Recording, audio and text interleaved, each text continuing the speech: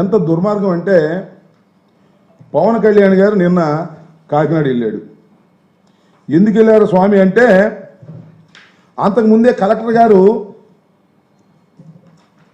అక్కడ జరుగుతున్నటువంటి ఈ పీడిఎస్ రైస్ బియ్యాన్ని ఒక షిప్లో వెళుతుంటే దాన్ని పట్టుకున్నారని వార్త వచ్చింది.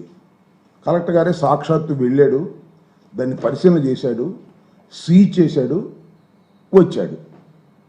మళ్ళా పవన్ కళ్యాణ్ గారు వెళ్ళాడు, రాష్ట్ర ఉప ముఖ్యమంత్రి గారు.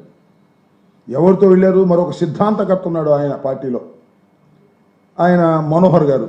వీళ్ళిద్దరూ కలిసి వెళ్ళారు. వెళ్ళారు వాళ్ళ ప్రభుత్వం వెళ్ళారు. వెళ్ళి ఏం చేశారని అడుగుతా ఉన్నా నేను. వెళ్ళిన తర్వాత అక్కడ కొన్ని మాటలు వింటే చాలా ఆశ్చర్యాన్ని కలిగించే విధంగా ఉన్నాయి. పవన్ కళ్యాణ్ గారు అక్కడికి వెళ్ళి అవన్నీ తనిఖీ చేశారంట. ఆ తర్వాత ఆయన ప్రెస్ మీట్ మాట్లాడారు. ఏం మాట్లాడారంటే, నేను కాకినాడ పోర్ట్లోకి వస్తుంటే 2 మాసాల నుంచి రావడానికి వీల్లేదని అడ్డం పడ్డారు. ఒక మాట. నేను వస్తే అధికారులు సహకరించలేదు, ఎస్పీ నా దగ్గరికి రాలేదు, పౌర సరఫరాల శాఖకు సంబంధించినటువంటి అధికారులు కూడా సహకరించలేదు. నేను సముద్రంలోకి వెళ్ళి ఆ పోర్ట్లో ఉన్నటువంటి ఒక ఓడలో జరిగేటటువంటి కార్యక్రమం చూడాలని బయలుదేరితే, మీరు వెళ్ళొద్దు సార్, రఫ్గా ఉంది సి, మీరు వెళ్ళటం ప్రమాదకరం అని చెప్పారు. అయినా సాహసం చేసి నేను వెళ్ళాను. చాలా గొప్పగా సాహసం చేసి వెళ్ళాను, చూశాను, పట్టుకున్నాను. అంతకుముందు పట్టుకుందే, కొత్తగా పట్టుకుందేం కాదు. అంతకుముందు కలెక్టర్ గారు పట్టుకునే దాన్ని చేశారు, దానికి వెళ్ళాను అనేటువంటి మాట మాట్లాడి ఈ విధంగా తాను ప్రభుత్వంలో ఉండి పని చేస్తున్నారో ప్రభుత్వంలో లేక పని చేస్తున్నారో అర్థం కానటువంటి పరిస్థితి కనిపిస్తూ ఉంది ఇక్కడ మన కాకినాడలో. ఒక విషయాన్ని ఇక్కడ చెప్పాలి కాకినాడకు సంబంధించి.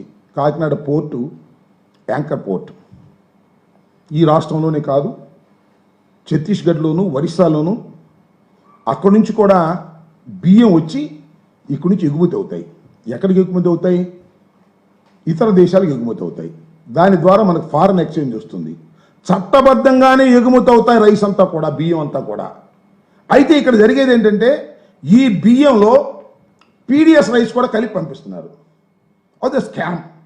80% ఆఫ్ ది పీడిఎస్ రైస్ ఈ విధంగా ఇతర దేశాలకు ఎగుమతి చేసేటటువంటి ఒక యంత్రాంగం, ఒక స్కామ్ తయారైంది.